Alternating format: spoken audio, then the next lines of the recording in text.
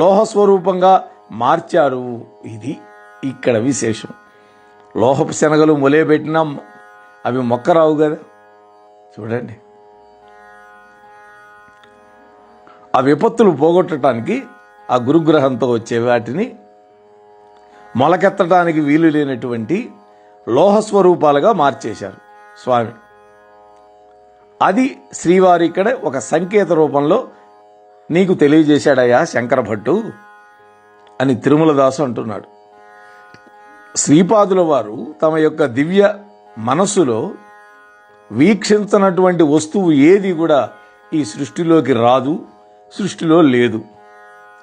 వారు తమ యొక్క దివ్య మనస్సులో వీక్షించనటువంటి జీవి కూడా ఈ సృష్టిలోకి వచ్చే అవకాశమే లేదు. ఇది పరమసత్యం. సత్య వస్తువుకు సంబంధించినటువంటి జ్ఞానం సుప్రసిద్ధం అయితే ఆ జ్ఞానాన్ని పొందిన వాళ్ళందరూ కూడా ఈ లోకం నుండి అంతర్ధానమైపోయినా కూడా ఎటువంటి నష్టం రాదు. ఆ జ్ఞానాన్ని పొందడానికి యోగ్యత కలిగినటువంటి మానవుడు ఈ సృష్టిలోకి వచ్చేటప్పుడు జ్ఞానం స్వయంగా అతన్ని వరిస్తుంది. దైవశక్తులు, చిరంజీవులైనటువంటి మహర్షులు, అవతార పురుషులు అందరూ కూడా అవినాశ తత్వానికి చెందినవాళ్ళు, వినాశన లేనటువంటి తత్వానికి చెందినవాళ్ళు. మానవులు వినాశతత్వానికి చెందినవాళ్ళు. ఈ అవినాశతత్వం యొక్క జ్ఞానం, స్థితి, శక్తి, గతి ఈ విధంగా ఉండాలి అని నియమమే ఉండదు. అది స్వేచ్ఛాతత్వం. అది పరిపూర్ణమైంది. అది అత్యంత ప్రాచీనము మరియు అత్యంత నవీనం కూడా. పాతది మరియు కొత్తది కూడా. కారణం లేనటువంటి కార్యం జరగడానికి అవకాశం లేదు. సర్వ కారణాలకి, సర్వ కార్యాలకి ఏకైక తత్వమే ఆధారం. అది అన్నింటికీ కూడా అతీతంగా ఉంటుంది. అది ఏ దత్తతత్వం. ఆ దత్త ప్రభు తన యొక్క సంపూర్ణ కళలతో కలియుగంలో ప్రప్రథమంగా శ్రీపాద శ్రీవల్లభుడుగా అవతరించింది ఈ పీఠికాపురంలోనే. అదే పిఠాపురం. అటువంటి శ్రీపాద శ్రీవల్లభుల వారిని గురించి వర్ణించి చెప్పడానికి 1000 శిరస్సులు కలిగినటువంటి ఆదిశేషుడు కూడా అసాధ్యము అన్నారు. నాయన శంకర, శ్రీపాద వల్లభులు తరచుగా తాము శ్రీ నృసింహ సరస్వతిగా అవతరిస్తాను అని సెలవిస్తూ ఉన్నారు కదా. హిరణ్యకశిపుడు అతి విచిత్రమైనటువంటి వరాలు పొందాడు గతంలో, కృతయుగంలో. వాడు మరణించడానికి అసాధ్యమని అనిపిస్తుంది చూసేవాళ్ళకి. అయినా కూడా ఇచ్చినటువంటి వరాలకి భిన్నం కాకుండా అత్యంత ఊహాతీత విధానంలో శ్రీ నరసింహావతారం వచ్చి హిరణ్యకశిపుణ్ణి హతమార్చేసింది. పరమభక్తుడైనటువంటి ప్రహ్లాదుణ్ణి కాచి రక్షించింది. ప్రహ్లాదుడు స్తంభంలో కూడా తన స్వామి ఉన్నాడని చెప్పాడు. అప్పుడు స్వామి ఆ స్తంభం ద్వారా ప్రకటితమైనాడు. అసలు దైవం ఉన్నాడా లేడా అనేటువంటి అనుమానాలు కలియుగంలో మెండుగా ఉంటాయి. కలియుగంలో ఉండేటువంటి ఈ హిరణ్యకశిపుల యొక్క మదాన్ని అణచడానికి, ప్రహ్లాదుడు వంటి భక్తులను కాచి రక్షించడానికి శ్రీ దత్తాత్రేయుల వారు శ్రీపాదులుగా అవతరించారు. భగవంతుడు ఉన్నాడని రుజువు చేయటానికి శ్రీ నరసింహావతార విశిష్టత, దైవదూషణ చేసే వాళ్ళని మదమణచటం, దైవభక్తులని కంటికి రెప్పలాగా కాచి రక్షించటం అనేటువంటి 2 ప్రధాన ఉద్దేశాలతో ఈ సృష్టిలోకి వచ్చినటువంటి దత్తుడి యొక్క అవతారాలే శ్రీపాద శ్రీవల్లభుడు మరియు శ్రీ నృసింహ సరస్వతి స్వామి. అంటే శ్రీపాదుల వారికి సాధ్యాసాధ్యాలు ఏమీ లేవు. తిరుమలదాసు ఈ విధంగా చెబుతూ ఉండగానే శంకర భట్టు యొక్క మనస్సులో మరొక్క సందేహం మొలిచింది. అడిగాడు, ఓ మహానుభావ తిరుమలదాసు, నేను భూర్జపత్రాల మీద శ్రీపాద శ్రీవల్లభ చరితామృతాన్ని వ్రాయాలి అనుకుంటున్నాను. భవిష్యత్తులోని మానవులు ఎటువంటి పత్రాల మీద వాటిని వ్రాస్తారో కదా. శాలివాహన శకంలో ప్రస్తుతం వ్యవహారం జరుగుతూ ఉంది. భవిష్యత్తులో హూణశకం ప్రాచుర్యంలోకి వస్తుంది అని శ్రీపాదుల వారు సెలవిచ్చారని నేను విన్నాను. అసలు శ్రీకృష్ణ నిర్యాణం ఎప్పుడు జరిగింది? ఈ కలియుగం ఏ రోజున ఎన్ని ఘటికల ఎన్ని విఘటికలకు మొదలైంది? భవిష్యత్తులో మానవులు వ్యవహరించే కాల గణనం ప్రకారం భవిష్యత్తులో వారు ఉపయోగించేటటువంటి పత్రాల మీద శ్రీపాదుల వారు ఈ విషయాలను వ్రాసి ఇస్తే నేను అప్పుడు శ్రీపాద శ్రీవల్లభులో కేవల దత్తావతారాలుగా నమ్ముతా అని అన్నాడు. ఆయనలో అనుమానం ఉన్నది అని గ్రహించగలిగాడు, గురుస్వరూపం కాబట్టి తిరుమలదాసు. అందుకని ఈ మాట అంటే ఈ కండిషన్ పెట్టాడు ఆయన. ఆ విధంగా శంకర భట్టులో ఉన్నటువంటి ఈ సందేహాలని తిరుమలదాసుకి చెప్పకుండానే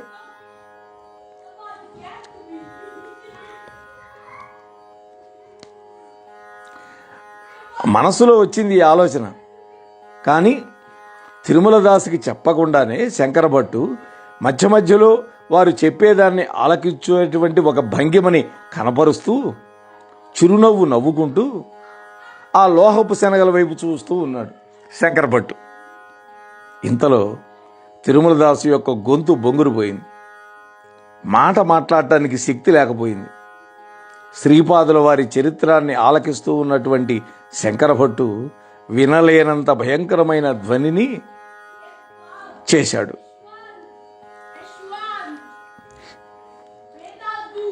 ఆ భయంకర ధ్వని విన్న తర్వాత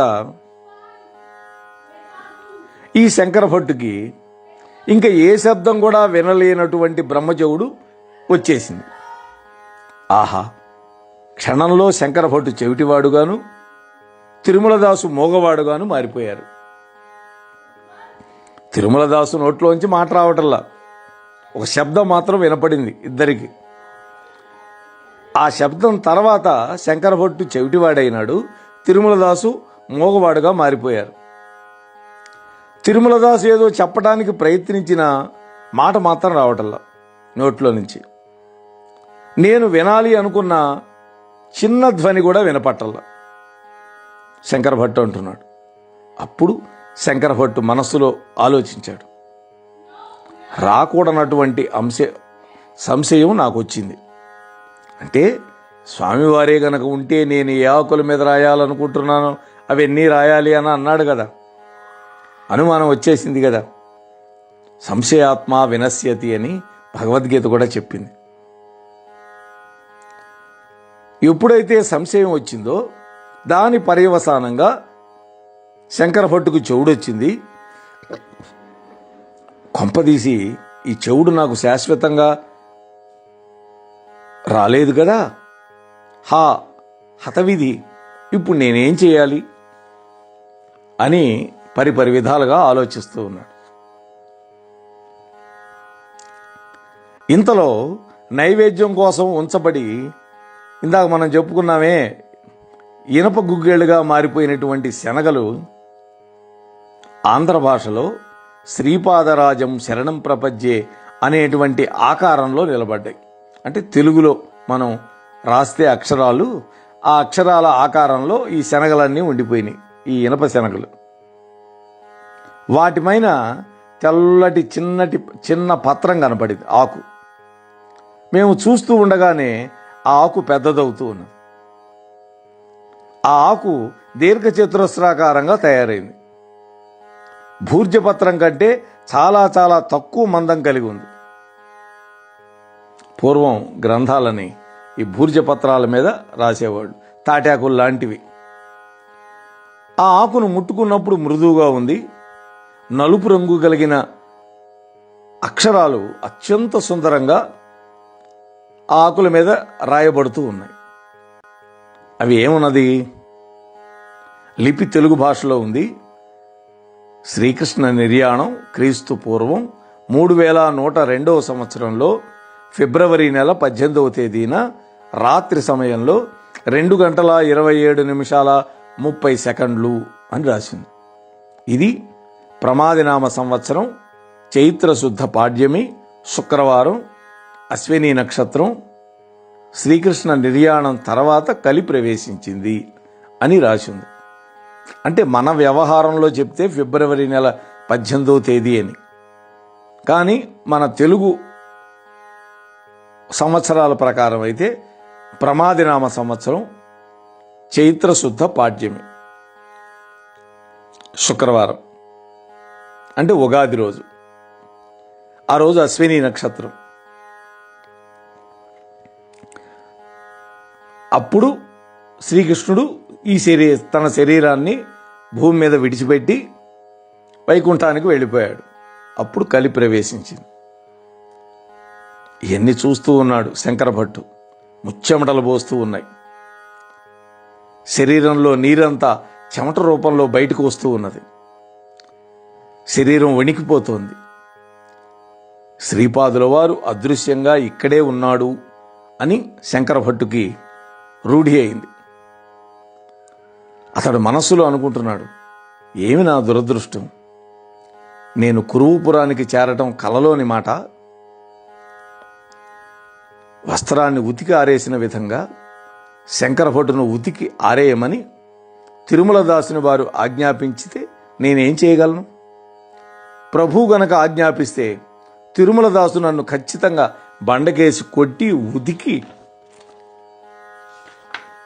సాపు చేస్తాడు, ఆరేస్తాడు అని అనుకుంటూ ఉన్నాడు.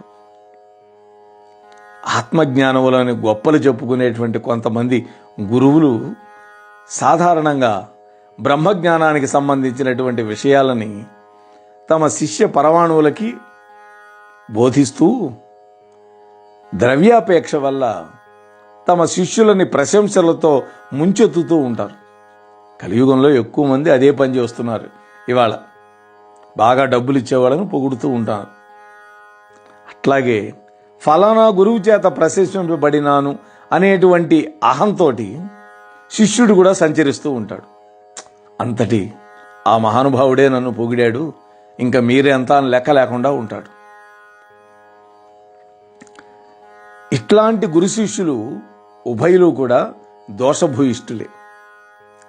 బ్రాహ్మణ కుల సంజాతుడైనటువంటి శంకర భట్టుకి రజక కులంలో పుట్టినటువంటి తిరుమలదాసు వల్ల బ్రహ్మజ్ఞానాన్ని బోధింపజేయటం అనేది ఇక్కడ శ్రీపాదుల వారు చేసినటువంటి ఒక అద్భుతమైనటువంటి ఒక చమత్కారం. పరిసరాల్లో ఉన్నవాళ్ళు తమ యొక్క రజక వృత్తిలో నిమగ్నమై ఉన్నవాళ్లే కానీ ఇటువంటి లోతైనటువంటి రహస్యమైనటువంటి విషయాలు చర్చించేవాళ్ళు మాత్రం కాదు. కానీ అవగాహన చేసుకోగలిగేటటువంటి వాళ్ళు కూడా కాదు వాళ్ళు, ఆ కులస్తులు. ఏది ఏమైనా కూడా శంకర భట్టు మాత్రం శ్రీవల్లభులే నాకు శరణ్యము అని అనుకుంటూ ఉన్నాడు. ఆ తరువాత శంకర భట్టు తిరుమలదాసు వంక చూశాడు. తిరుమలదాసు యొక్క ముఖం ప్రసన్నంగా ఉంది, బ్రహ్మవచ్చస్సుతో వెలిగిపోతూ ఉన్నది. అప్పుడు శంకర భట్టు యొక్క మనస్సులో తిరుమలదాసు బ్రాహ్మణుడని, మలిన మనస్కుడనైనటువంటి తాను రజకుణ్ణని అనుకున్నాడు. ఆహా! నైవేద్యంగా ఉంచబడి లోహరూపానికి మారిపోయినటువంటి శనగలు క్రమంగా మళ్ళీ యథారూపాన్ని పొందినాయి, మళ్ళీ మామూలు శనగలైపోయినాయి. శ్రీపాదుల వారు నన్ను మన్నించారని అర్థం చేసుకున్నాను అంటున్నాడు శంకర భట్టు. మరికొంతసేపటికి తెల్లటి రంగులో ఉన్నటువంటి ఆ పత్రం అంతర్ధానం అయిపోయింది. దాని మీద నల్లటి అక్షరాలు కనపడ్డాయి అన్నారు కదా. అప్పుడు తిరుమలదాసు అంటున్నాడు, నాయనా శంకర భట్టు, ఈ కలియుగం లోహయుగం, ఇదంతా కూడా కల్మషాలతో కూడి ఉంటుంది. శ్రీపాదుల వారి ఆజ్ఞ మేరకి నేను నా శరీరాన్ని చాలించినటువంటి తర్వాత కొంతకాలం హిరణ్యలోకంలో ఉండి ఆ తరువాత తిరిగి మరాఠా దేశంలో శరీరధారిని కాక తప్పదు అని తిరుమలదాసు అన్నాడు. అయ్యా, శంకర భట్టు అడుగుతున్నాడు, శ్రీపాదుల వారు మిమ్మల్ని కూడా శరీర పతనం అయిన తర్వాత మరి ఒక జన్మకు రావాల్సిందని ఆజ్ఞాపించారా? ఆ వృత్తాంతాన్ని నాకు సెలవిచ్చి నన్ను ధన్యుని చేయండి అని శంకరభట్టు అడిగాడు. అప్పుడు తిరుమలదాసు అంటున్నాడు, నాయనా శంకరభట్టు, ఒకసారి నేను శ్రీపాదుల వారి మాతామహుల ఇంటికి ఉతికి ఆరవేసినటువంటి బట్టలని తీసుకొని వెళ్ళాను. సుమతి మహారాణి గారి మేనమామ అయినటువంటి శ్రీధర అవధానులు గారు శ్రీపాదుల వారిని ఎత్తుకొని ఆడిస్తూ ఉన్నారు. నేను వెళ్ళేసరికి దత్త దిగంబర దత్త దిగంబర దత్త దిగంబర అవధూత అని నేను